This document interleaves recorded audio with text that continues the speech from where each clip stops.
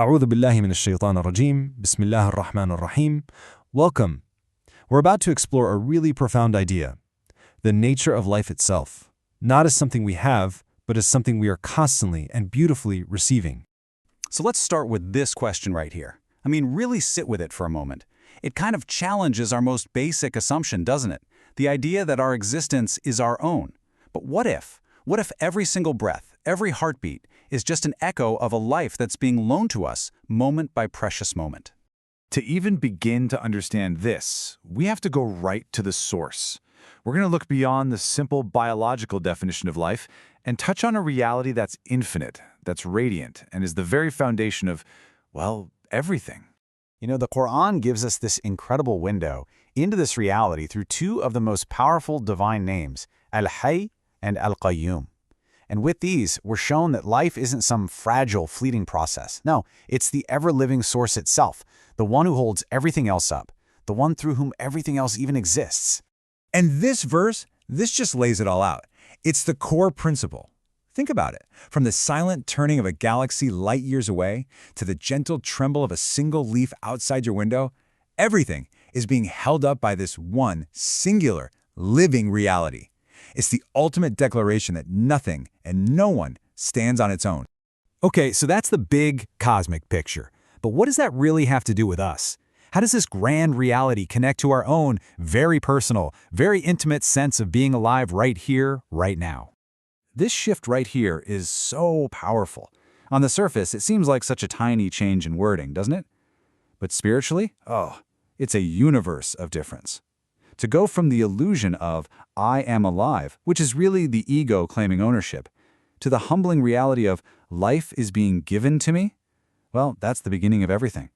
It's the start of gratitude, of humility, of true spiritual seeing. And this verse takes that idea of being given life even deeper.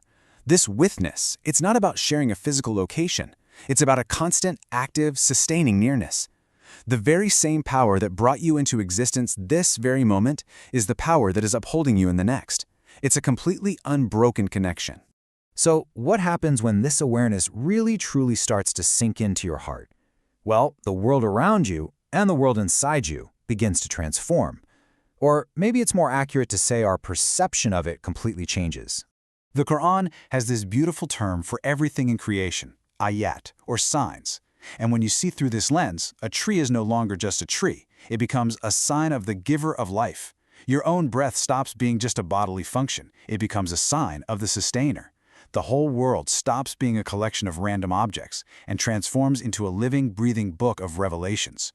And right here, this is a divine promise.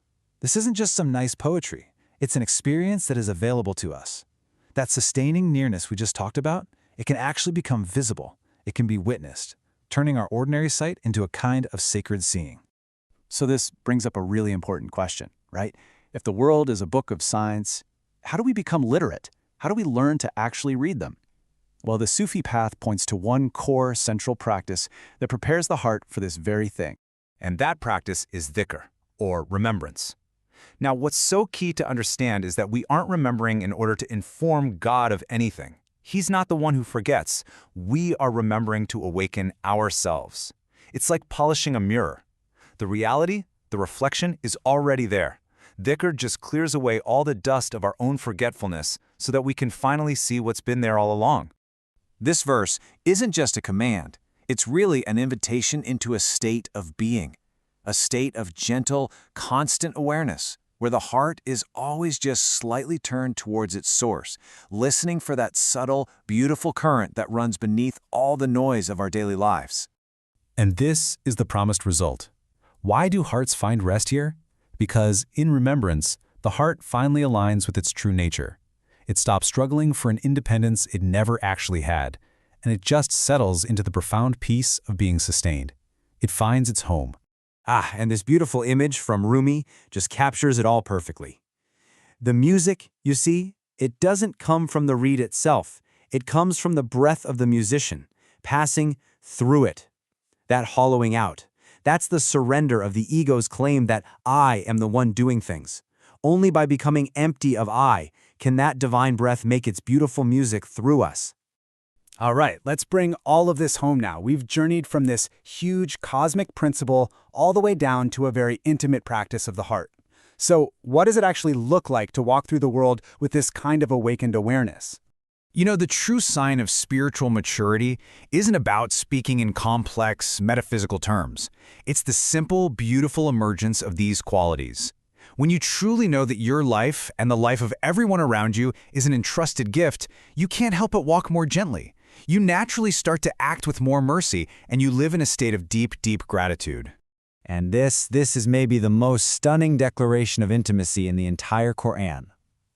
It's a nearness that isn't somewhere out there. It's closer than our own lifeblood, closer than the very pulse that signals our existence. The sustainer isn't distant at all. The only veil is our own forgetfulness. And so we arrive at this incredible, freeing truth. We are not independent beings. We are sustained beings. Every single moment, we are held in existence by a life and a love that is closer than we can possibly imagine. And to realize this, well, it changes everything. It moves us from fear to trust, from anxiety to peace, and from taking to giving. This exploration was compiled with gratitude by me, Mir Ali Shah, just a fellow seeker sharing through the Living the Wisdom of the Qur'an podcast. We ask for forgiveness and for acceptance for any errors, especially any AI-related mispronunciations in this presentation. And I pray, may we all be granted the grace to truly feel this sustaining nearness in our own hearts. And may this humble sharing be of benefit and be accepted. Thank you so much for listening.